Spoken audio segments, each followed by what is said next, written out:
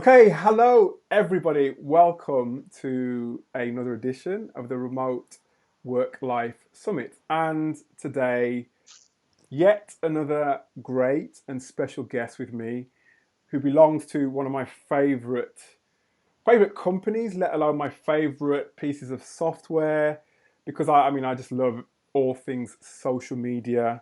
I'm with Sarah Park from Meet Edgar, and that's meetedgar.com.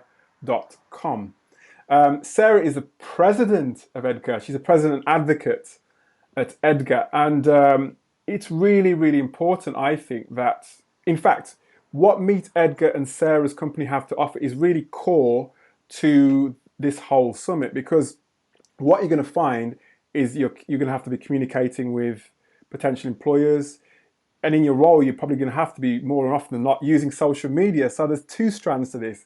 So I just want to say a massive thank you to you, Sarah, for giving your time and speaking to us today. Thank you. Yeah, thank you for having me here. No problem at all. So Sarah, like I said, Meet Edgar has got to be one of my favorite pieces of software, because it makes your life easier. That's Yeah. that's one of the main things. But first of all, I want to start off and find out a bit more about you, because I noticed that one of the things that you said before you started with Meet Edgar is that your Monday morning sucked, right? Yeah, I did always hate the Monday morning grind, yes. And that's quite a common thing. Tell me more about that. Tell me more about that, and tell me more about you and how you got to be with Meet Edgar. Okay, yeah, I think, one of the biggest changes for me with starting out with Meet Edgar's is really getting into working remotely. I lived in, like a really small little mountain town, so Hmm. the Monday commute for me was just like an absolute nightmare. It Oh usually wow. involved, scraping my windshield off with Ah, ice and like digging through a bunch of snow, and getting up, hours earlier than I actually needed to be at work for what ended up, it was a really short commute, but there was just so much other stuff so much involved with complexity on it. top of it. Yeah, exactly. And, that's always part of the drag, of waking up on a Monday morning. But yeah, working at Edgar has been a huge change for that. I started working remotely. This is actually my first, major company that I'm an employee with working remotely. I always believed that you had to go freelance or work for yourself in order to have a work environment like this. And Meet Edgar's really, been such a cool opportunity for us to sort of build the exact work environment that I think, is really like is really extra productive for workers and is really inclusive for people who, have a life outside of the office. So yeah, and Hmm. it's been a big change. Mondays are not such a drag anymore. My commute pretty much consists of getting up and making a cup of coffee and then walking over into my office. So it's been really, it's a great change. Getting to work with my dog next to me and stuff like Nice. that too. So Excellent. That sounds good to me. And working from home is good as well. So, do you work from home, or do you work from well, I suppose you work from anywhere you want to work, don't you? Sure. Most of the time, I do work from my home office. I know there are other people in our company who like to work in coffee shops or get co-working spaces or something like that. But for me, I find that I'm the most productive when I can just be at home. So I have, sort of a dedicated office space set up that's separate from, the rest of my house. After work is over, I can shut the door on my office and not have to worry about coming back in here. So I really do treat it like a whole sort of separate workspace in my house.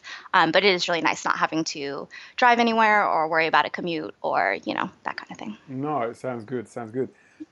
But I mean, it's great to know more about you, and I'm going to be asking more about you through this whole process, but this whole interview. But I also want to know more. As I said, I told everybody else how excited I was about Edgar and how much easier my life became once I started using it. Tell us more about Meet Edgar. Okay, so it's a social media tool. It helps content creators automatically distribute your content across, all of your social networks. So we work with Facebook, Twitter, LinkedIn, and then we are currently in progress on building an Instagram integration, and then Pinterest is sort of on our timeline for the future as well. So we're really built for small business owners who just want to be able to have a consistent social media presence, but without having to feel like you're sort of chained to all of your social media profiles. So it adds sort of the ease of just being able to kind of like set up all of your content, organize it by category, organize your posting schedule by category, and then just hands off, walk away, and all of your, posting out to your website and your content is all totally automated with Edgar. It sounds good, and I mean, it's one of those things, isn't it, with social media? And when I was speaking, in fact, I was speaking to, who was it? I was speaking to Matt Tran, who is the CEO of Remote Eyes, and also he has a YouTube channel. And one of the things that he said, which a lot of other people like yourself who hire, and other CEOs say, is that your social media profiles are kind of really a key part of the hiring process. In terms of not only the content, the relevancy of the content, and I suppose the frequency of the content in some ways, but also the actual aesthetics of the content too. So I think, I think first of all, you guys should go over and look at meetedgar.com, because it can help you with all of those areas. So, and we're going to get a bit deeper into that in a minute. But before I get into that, in terms of the sort of the strategies in terms of how you can use your social media profile and use communication to sort of take your career forward, I just want to ask you a bit more, Sarah, about the remote aspects of Meet Edgar, because I know that it's Sure. deliberately a remote business, right? Yep. That's right. It is the core of, how our company was built. So we've always intended to have, a remote workforce. Okay. And it's one of those businesses that your US, do you hire for US only, or do you hire all around the world? How does that go? We hire primarily North American business hours. And the reason for that is because, I think we do remote work just a little bit differently than some of the other companies that are out there, also operating remotely. We really like to work synchronous work hours. And, we can talk a little bit more about why we have felt that that's important for our team, but Please. We really like to make sure that when a lot of our work ends up being quite collaborative. So we found it was a bit of a drag, when you would sort of have to work together with somebody else who might not be working. You might not have any time zone overlap with. It kind of stretches projects out in a way that is a little bit more difficult, hard to get that back and forth conversation going. And it's actually really hard to schedule meetings when you need to be sitting down with a bunch of people across your team. So currently we are just doing North American work hours, basically. So it's not complete time zone overlap. We obviously have people, on the East Coast versus the West Coast. But we have, everybody has sort of like a core set of hours where everybody is, in the office at the same time. So it's easy to reach out to people and get your questions answered when you need to. That makes sense. And you're right in saying that, because all of the other people that I've interviewed so far, at least, they tend to not necessarily have those, synchronized hours that you mentioned. They tend to work different times. So that really makes sense. And I suppose, especially for the type of work that you're doing as well, which is, like you said, highly collaborative. And it sounds like you've overcome I suppose one of the biggest challenges is the time zone challenge, and you've done that through doing that. Are there any other challenges that you have sort of met through working remotely, either yourself or with Meet Edgar at all? I think from a company perspective, one of the bigger challenges is, when you don't have everybody in the same physical space, I think you do miss out on some of the more spontaneous collaboration, opportunities that might come up. So because you don't have people maybe grabbing lunch together or bumping into each other in a hallway, or even just like when you're walking by somebody's desk and can kind of see what they're working on. So you kind of lose a little bit of the context of what's going on in the company outside of just your own job, or outside of maybe just the people that you talk to more regularly.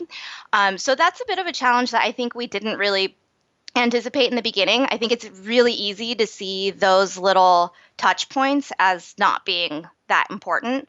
But we did find, yeah, our employees were not receiving the benefit of as much context as you would if we were all in the same office building. So we've had to look for ways to kind of like sort of manufacture that experience in our workplace and be really purposeful about bringing people together, both for, like a meeting that has to have, a specific outcome, but also to have conversations where maybe there won't be a very specific, direct outcome out of it, and just encourage people to just sit down and have like a 15-minute conversation where maybe you're just tossing ideas back and forth. And yeah, maybe nothing will come of it, but you'll have that experience of having been able to talk to that person, or maybe some other creative idea will come out of that. So it's kind of been a challenge to make sure that we're really seeing the value of spending that sort of time that doesn't necessarily always feel super efficient or productive, or like you're checking things off of a list. But that's definitely been something that we've had to add in to our company over the years.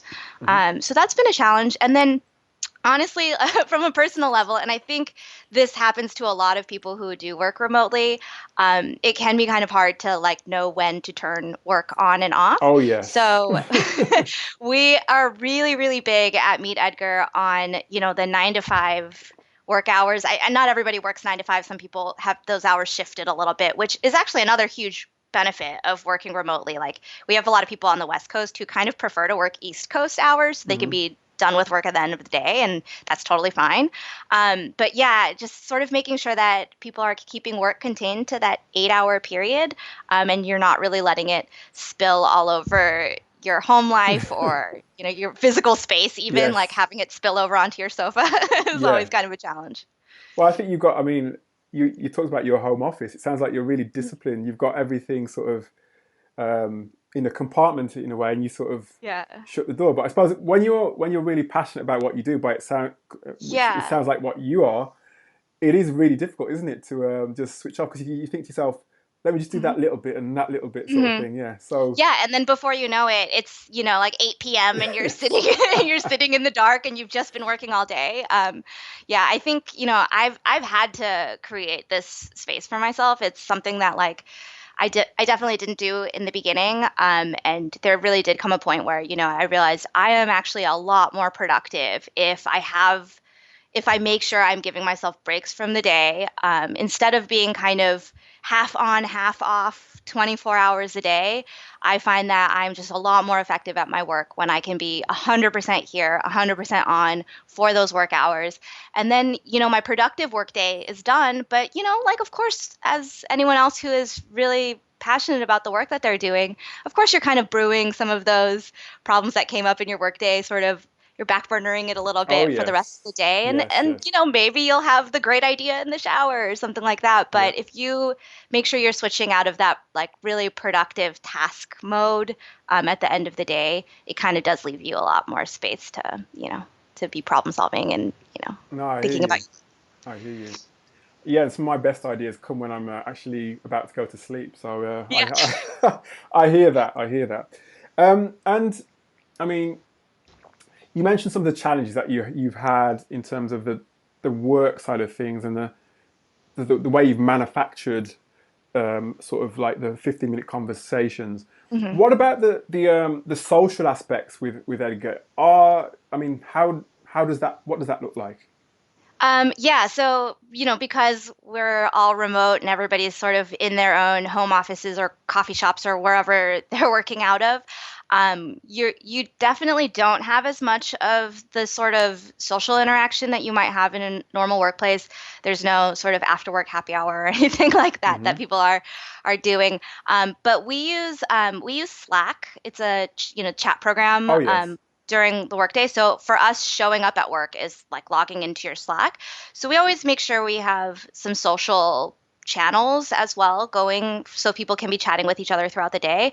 I definitely think more in our remote environment, even than in a, co-located office, I do think it's actually pretty important to bake a little bit of downtime into your workday as well. So we have, we have sort of like a Slack water cooler channel.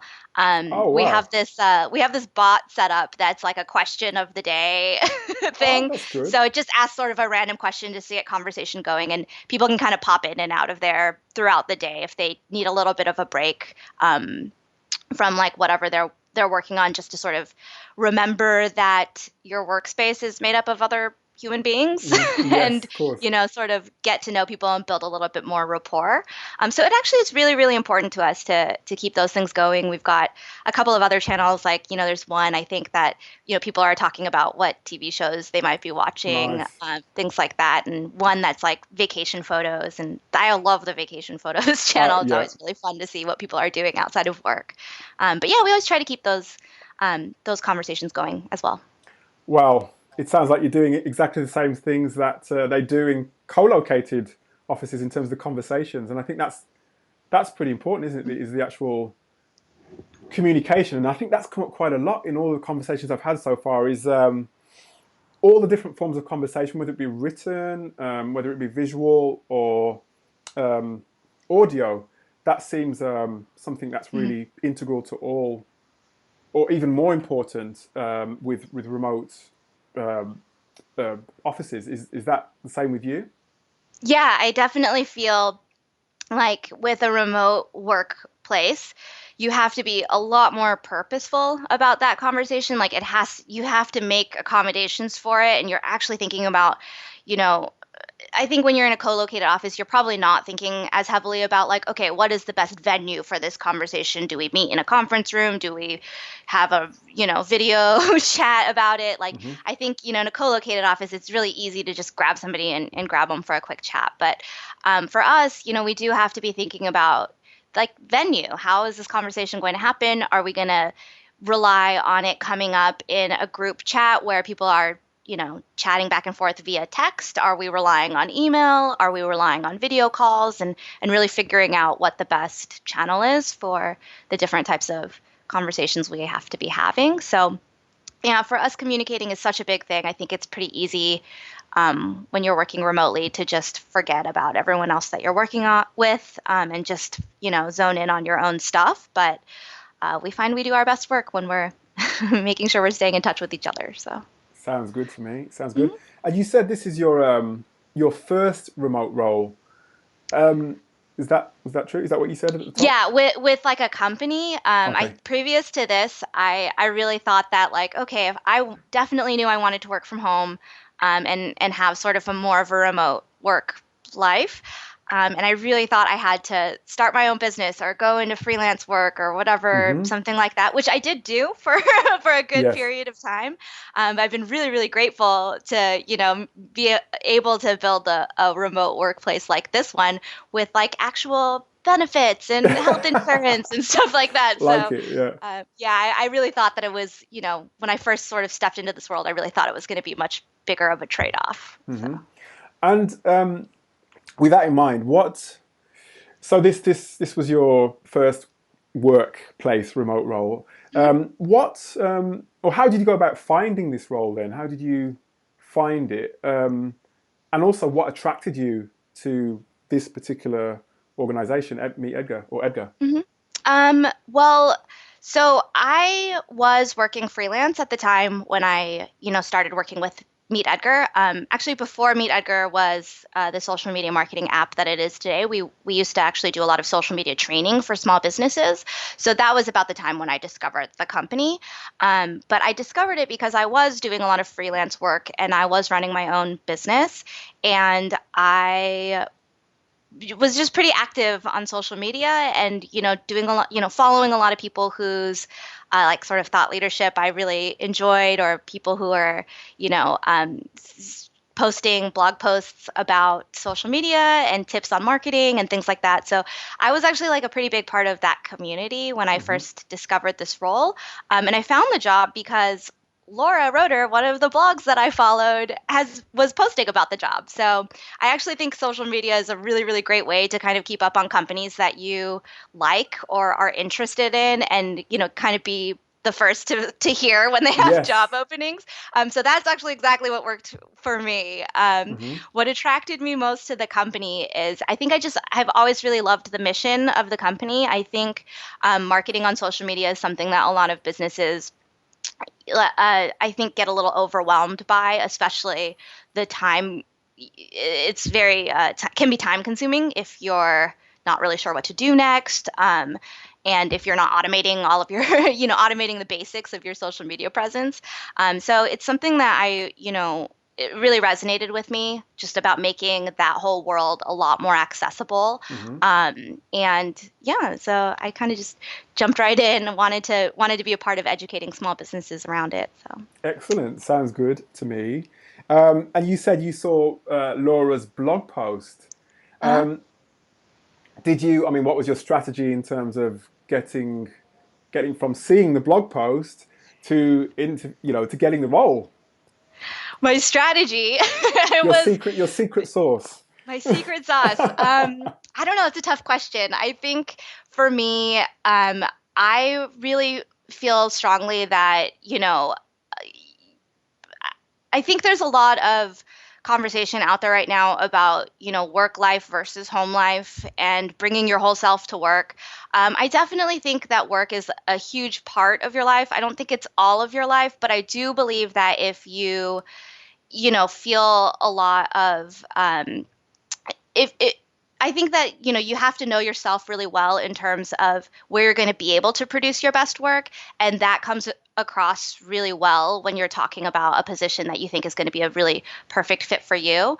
I think it worked well for me to know that, like, okay, I'm going to put my whole self into this hiring process, and I'm really not going to be shy about my personality and what I bring to the table, and hopefully that will help me stand out from other job candidates. And I think that is what worked pretty well for me. So Well, it did. Something worked because you're in the seat, so that's good.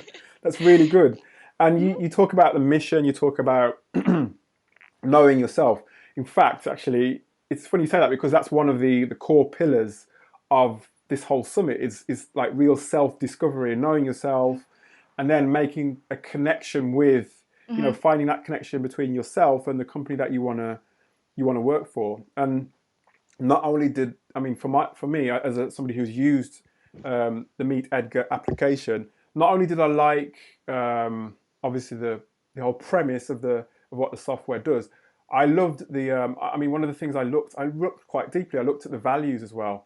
I looked at the values of the company. I think taking ownership, valuing your value, which is basically what you're saying, and choosing kindness. I love that because it speaks to something a bit more than just it's not just a piece of software. It's actually there's a lot more to it than that.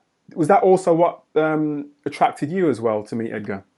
yeah, I mean, definitely. I think, the value for value part of our values is something that has actually really stood out to me personally. It's something that I think really resonates strongly for me and for everybody else at our company. Is just this idea of, knowing the value that you bring to the table and doing everything you can to demonstrate that value. So, we actually get a lot of job applicants, and I see a lot of people who are out there in the sort of job seeking world who are talking a lot about what value this job will bring to me. But you kind of have to make sure you have a good understanding of the company as well, so that you can understand how you can best provide value to the company and make sure you're getting that part across as well. So it is this sort of mutual exchange idea that I think, really stands out to me. And we view that with everything we do. So not just with our employees, but we view that with our customers, the people who are reading our content, people who maybe aren't customers yet, but like have, are on our email list. So we always think about every email we send out has to be worth that value because they've trusted us with their contact information. So, that really is something that's baked into everything that we try to do as a company. Sounds good. Excuse me, I've got a bit of a sore throat, so I'm just getting my frog out of my throat there. Sorry about that. So there's, from what I could see as well, there's 4 core, I suppose, areas in which you hire.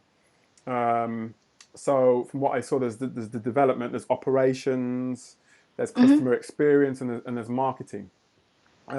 Is there a typical type of role that you hire? I know you're not hiring at the moment, but is there a Mhm. typical type of role that you hire for? A typical type of role, I think not as much. There's a couple of roles in our company where we have, multiple people in that role. So you would find that very, most often with our customer experience team. So, Hmm. we've got a couple of people who, work in our inbox. I think everybody does have sort of their own specialty or sort of special sauce that they're bringing to the table that Hmm. keeps our team really balanced. But the core of that job is pretty similar for everybody in that department. Same goes for our development team. I think everybody's got sort of their own sort of special area that they're really great at. But the core of what they do, is pretty similar across the board. In marketing, we kind of have, more of a variety in terms of the roles that we're hiring, and same goes for operations. Hmm. Okay, sounds good. And again, I've had a bit of a mixture in terms of the feedback from other remote companies in terms of Hmm. I suppose, I don't want to use the word caliber, more the level of experience, should we say, in terms of the Hmm. types of candidates they hire. Some say that they prefer to hire those who've got a level of experience that is quite developed, whereas others are prepared to develop people as they go, but obviously you Hmm. have to have some experience. Where do you fit on that sort of on that scale? I think for us, it really is quite dependent on the role that we're hiring for, and what our bandwidth is. I would say we're probably a bit more on the side of hiring people who can really hit the ground running and be providing value from day one. A lot of the reason for that is because we are remote, so we don't really have as much leeway or as much bandwidth to really be sitting down with somebody, Yes. throughout the whole day. But at the same time, we've had great success with people on our teams are people on our team who have grown into new, areas of the business. Hmm. As a startup company that's, rapidly growing, we always have these areas of the business that we haven't explored yet, and we really do entrust the members of our team to identify those areas and say like, hey, I know nobody's ever done this at the company before, but I really want to dive into it and really explore and learn those things for the first time too. So we've had great success on, both ends of that spectrum. But when we have a very specific sort of goal in mind for a hire, we really do like to look at people who have had some proven success with that. Sounds good to me. And again, I suppose there's certain times of year, and in fact, that's a question I've asked other CEOs, other leaders like yourself, in terms of when you hire. There's peaks and troughs in the year as to when you hire and when you're quiet, etc. Do you have again a typical sort of time of year when you hire most at all, or does it vary? We haven't really noticed, like a large variance across the time of the year. For us, we hire, because we're a bootstrapped company as well and a, small team, we hire pretty much just as our needs as our Yeah, needs dictate, yeah. more so than anything else. And every hire that we have is motivated by a need in our business. So we haven't really found too much of, a sort of seasonal shift with that. But I will say, most companies I think that are serving other businesses, we do have like kind of a quiet time right around now during the Hmm. holidays and stuff like Yes, that. But yes. yeah, that's about it. Okay, and if anybody's interested, well, I'll tell you what, you should look anyway. I know that Meet Edgar is not hiring at the time we're recording this video, but if you go to meetedgar.com/, I think it's careers, Hmm. you can check out Laura's got a video there. It tells you all about the company, and I think it's good to actually just absorb all you can from Hmm. now so that, as and when Meet Edgar are hiring again, you'll know everything you need to know and be able to hit the Yeah. ground running in terms of your application. So Yeah, we have a lot of material about the company and, our company values and what it's like to work with us, all available on our website as well. it's really good. I even saw you have a book, a sort of an onboarding booklet there as well. I Hmm. thought I thought that was great. Not many Yeah. people put that out in the open. That was really good. Well, a lot of people that we get in, a lot of job candidates that we receive, for a lot of people, it's maybe their first time looking into working remotely. And I think a lot of people don't really know exactly what to expect. And even if you have worked remotely, I've mentioned that Meet Edgar does do a few things differently than other companies might do. And, every company I think has their own sort of customs and their own culture that, kind of organically Yes. happens within those companies. So, I think it just helps to set the expectation for what it would be like to work with us. No, I think it's great because the question that I get asked a lot is I don't know what the company wants. Do you know what I Hmm. mean? Or if it's an interview, I don't really know what they want. If you look at Meet Edgar's careers page, that, there's no excuse. You can see everything that they want, everything that's expected. I think it's really good. It's one of the best I've seen anyway. Oh, Um, thank you. in terms of so your process for hiring, what does that look like? I mean, just briefly.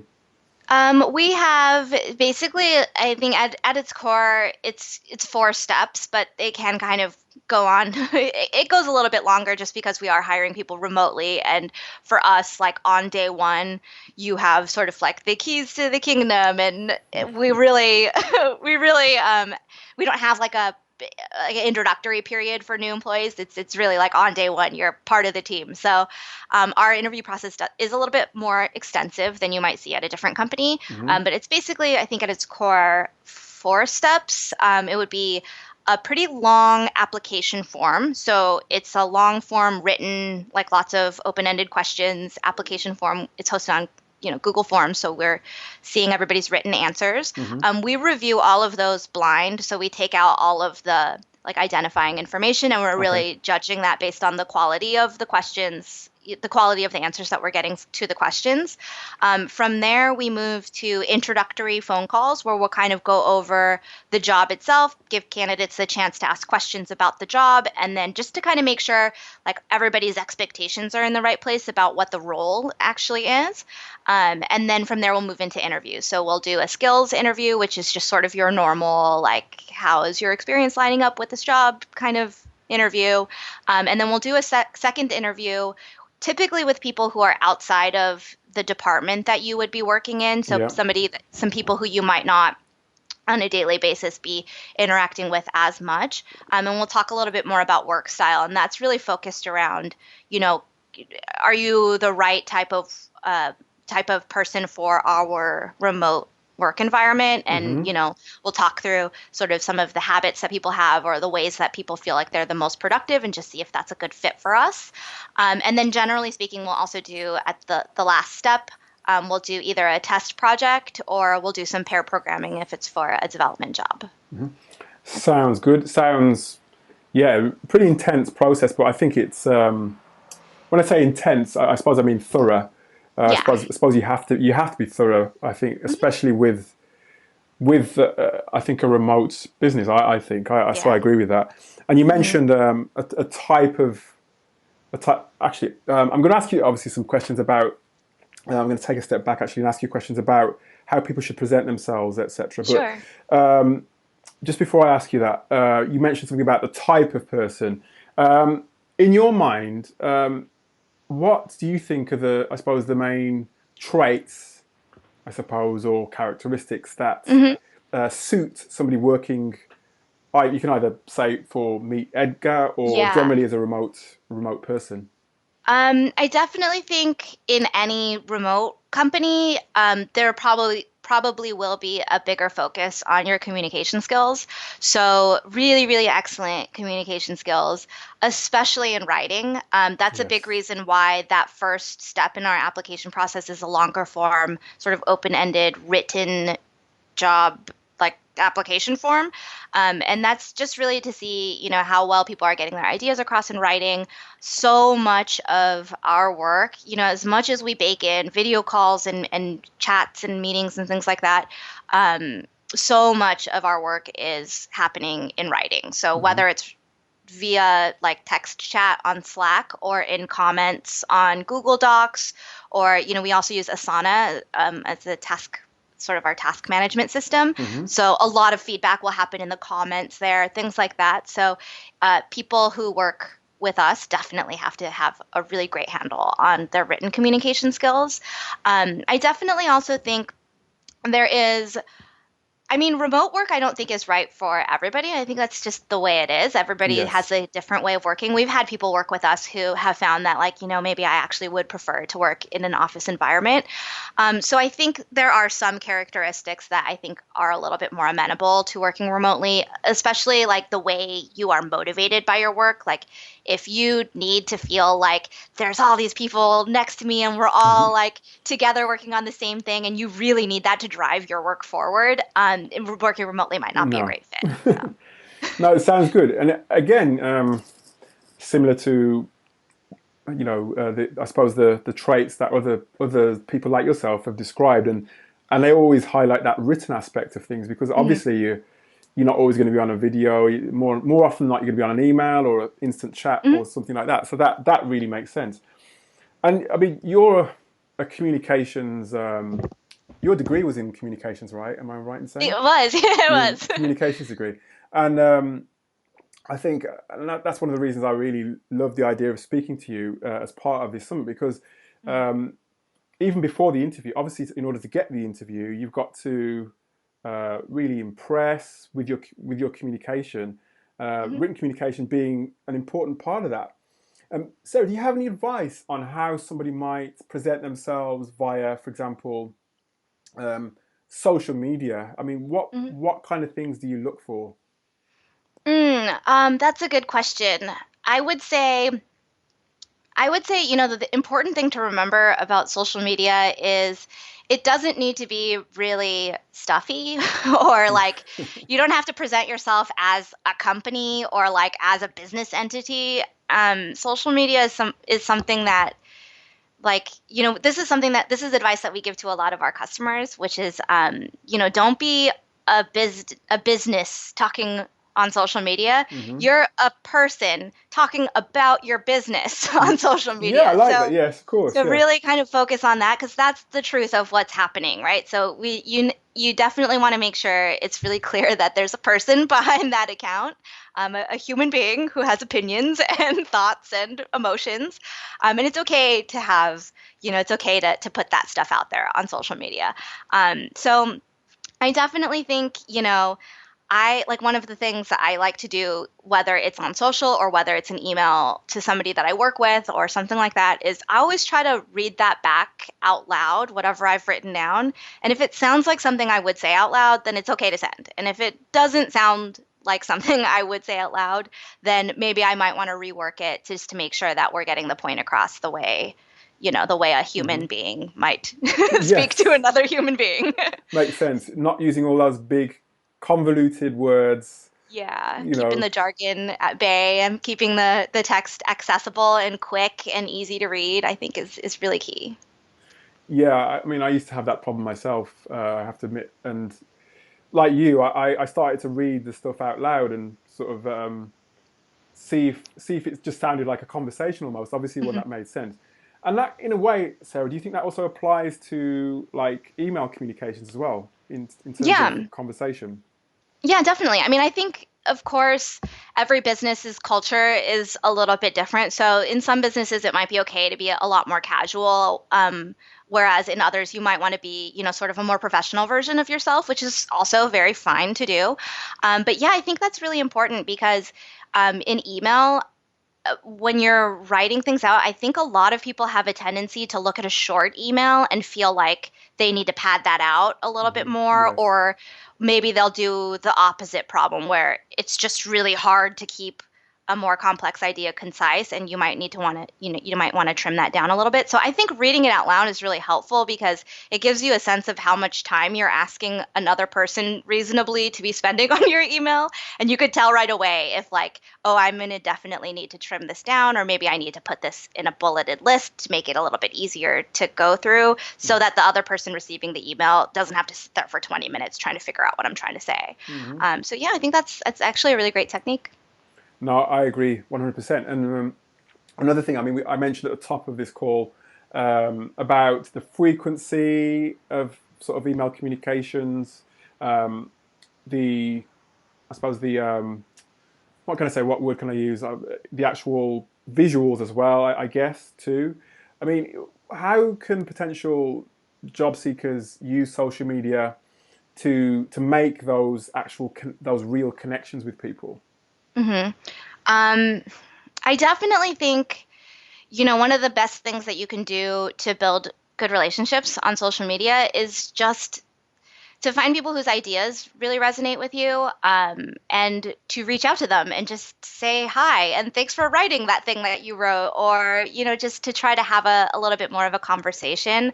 I have definitely found that following businesses whose values resonate well with you, or maybe who are making a product that you really love, just following some of those social media accounts can be a really great way to like learn what is important to that company and learn what problem they're trying to solve for their users. And it can really help build a lot of context and understanding so that when they do maybe post a job listing, it kind of gives you a little bit of a leg up and a little bit more to talk about with somebody who works at that company. It can be really useful.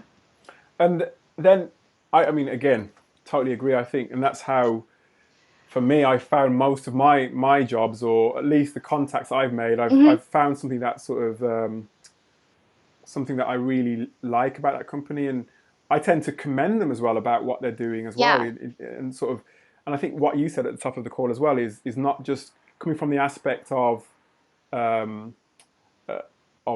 wanting something from them. It's more about wanting to sort of provide something or give something of yourself to them. And I think another thing that another question that I got asked by people before this call is about, okay, you've made that initial contact, you've spoken, you've introduced yourself, you said hi. How can you then begin to like build that relationship without sort of being, irritating?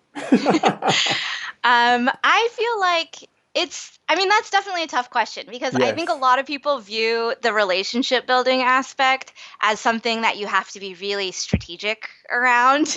But the internet is like just another part of the way people live their lives and are communicating with each other. And so I really feel like building relationships happens online in a really similar way as it happens in real life. I think it takes a little bit of time. It takes a little bit of familiarity, I think, a little bit there. It's not like a, magic wand that you can wave, or like a timer that you'll set and be like, oh, I have to like retweet these things in 20 minutes. But, just sort of being kind of human and looking for genuine points of connection with other people. And then I guess my main thing is like looking for the people whose opinions or whose point of view you actually really like and respect. I think a lot of people view this as something that's really strategic, and you might just want to try to grab and reach out to people who are kind of you think maybe you're just supposed to reach out to those people. But yeah, no, I think that you can do a lot of really great and valuable relationship building if you're finding people whose opinions you genuinely connect with and really like and respect and can actually have a conversation about, because that's a part of it. It's about being able to have that like natural, organic conversation. If you have no opinion on what somebody has posted, it's really hard to build a relationship on something you're not that interested in, or maybe you just like really it just doesn't connect with you in that way. So I would always favor, reaching out to the people who you feel like, oh, okay, like like that idea is really interesting to me and I'd love to talk more about it, and to really view it that way as opposed to like the right people or the right like strategic connection. And it sounds like that's how you went about things in your own way. You were talking about following Laura's blog post. Were there any other sort of people that you look up to online that you followed as well? I'm always kind of following a lot of people. Right now, in particular, I'm really interested in other companies who are also remote. I think it's something that is becoming a lot more popular over the course of the last, probably like 5 years or so. You're really starting to see a lot more businesses choose to start and go remote.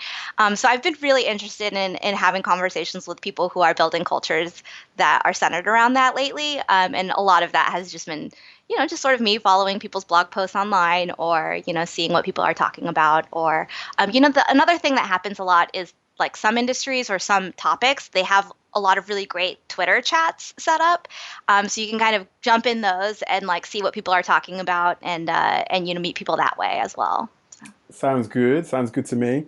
And in terms of you, me, Edgar, Laura, what's in store for the future for me, Edgar? I know you said you're working on Instagram integration. Is there anything else exciting that we should look out for in the future? Well, we really recently just launched a really cool feature that, one of the problems that we've had, or one of the problems that a lot of our customers have had, is just sort of like the drag of having to write a lot of posts Oh yes, yes. for their social media accounts. So even if you want to promote one blog post, a lot of people, especially on Twitter, you want to be writing a lot of different tweets or different updates that point back to that post. So, a lot of people kind of have felt and told us that, they're really tired of that drag, or like it just kind of feels like you're on this content creation treadmill that never ends. So we actually really recently added some features to Meet Edgar to help with that. We have a variations feature and an auto variations feature. So Wow. you can actually plug your link into Meet Edgar now, hit that auto variations button, and Edgar will write your post for you. It'll pull some good like pull quotes from your post and give you a lot more content to work with. Helps vary things for your social media accounts and keep things a bit fresh, and hopefully buys you some time so that you can actually be spending more of that time on engagement or building relationships or chatting with people, which is what we've been talking quite a bit about here. Sounds good to me. And what about you? What's in store for you? Any plans for yourself at all, or? I don't know. I Fair am enough. we're heading into the holidays now, so I definitely think for me, I've been thinking and talking to my team a lot about that work-life balance and figuring out good ways to encourage our team to like shut down for the holidays and Hmm. take a little breather, spend some time with your family, and then hit the ground running for 2019. So that's been really top of mind for me lately.